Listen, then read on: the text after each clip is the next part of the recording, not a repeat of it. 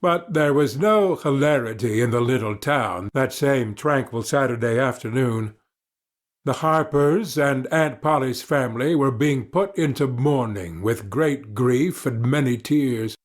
An unusual quiet possessed the village, although it is ordinarily quiet enough in all conscience.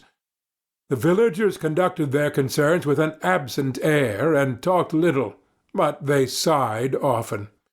The Saturday holiday seemed a burden to the children.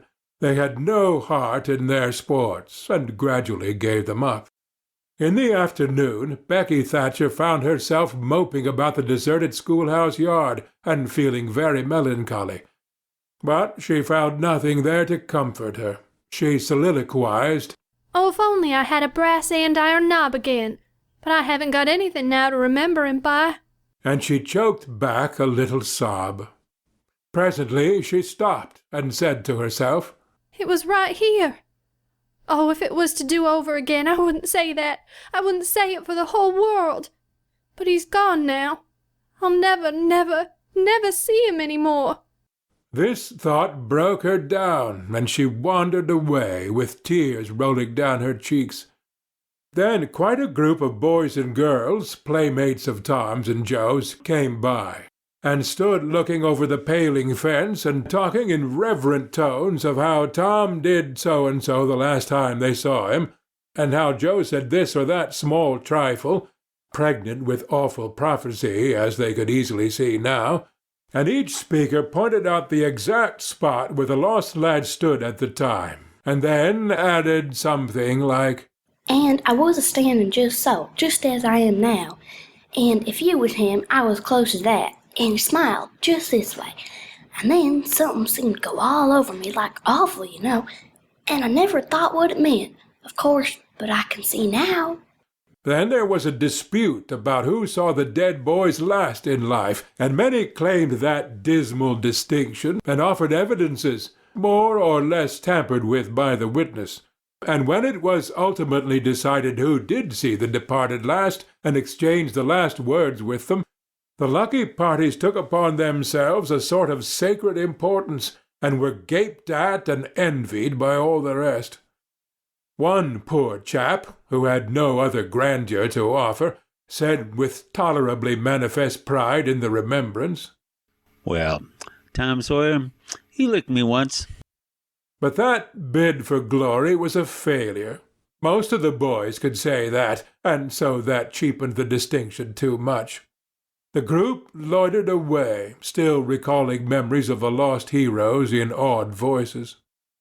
When the Sunday school hour was finished the next morning, the bell began to toll, instead of ringing in the usual way.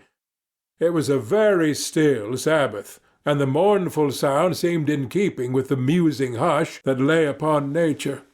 The villagers began to gather, loitering a moment in the vestibule to converse in whispers about the sad event.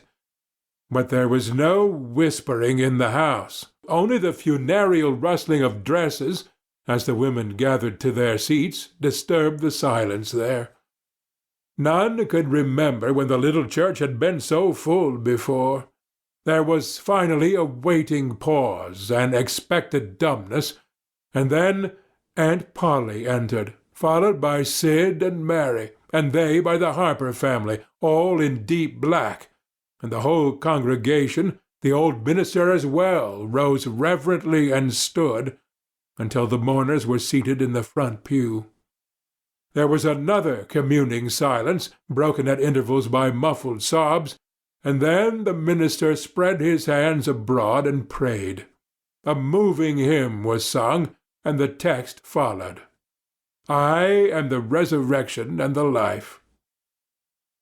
As the service proceeded, the clergyman drew such pictures of the graces, the winning ways, and the rare promise of the lost lads, that every soul there, thinking he recognized these pictures, felt a pang in remembering that he had persistently blinded himself to them always before, and had as persistently seen only faults and flaws in the poor boys.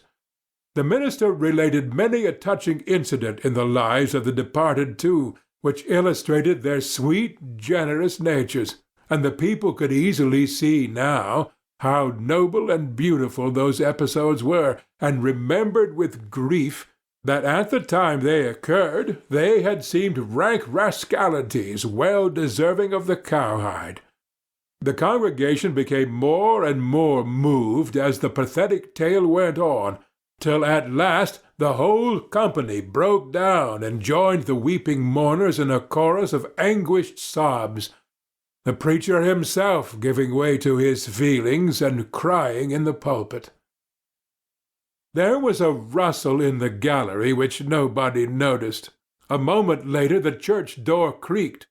The minister raised his streaming eyes above his handkerchief and stood transfixed. First one, then another pair of eyes followed the minister's, and then, almost with one impulse, the congregation rose and stared, while the three dead boys came marching up the aisle. Tom in the lead, Joe next, and Huck, a ruin of drooping rags, sneaking sheepishly in the rear. They had been hid in the unused gallery, listening to their own funeral sermon. Aunt Polly, Mary, and the Harpers threw themselves upon their restored ones, smothered them with kisses, and poured out thanksgivings, while poor Huck stood abashed and uncomfortable, not knowing exactly what to do or where to hide from so many unwelcoming eyes. He wavered and started to slink away, but Tom seized him and said, "Aunt Polly, it ain't fair. Somebody's got to be glad to see Huck." "And so they shall. I'm glad to see him. Poor motherless thing."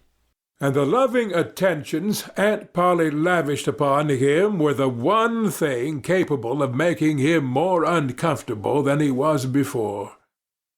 Suddenly the minister shouted at the top of his voice, "Praise God, from whom all blessings flow! Sing, and put your hearts in it!" And they did. Old 100 swelled up with a triumphant burst, and while it shook the rafters, Tom Sawyer the pirate looked around upon the envying juveniles about him, and confessed in his heart that this was the proudest moment of his life. As the sold congregation trooped out, they said they would almost be willing to be made ridiculous again to hear Old 100 sung like that once more.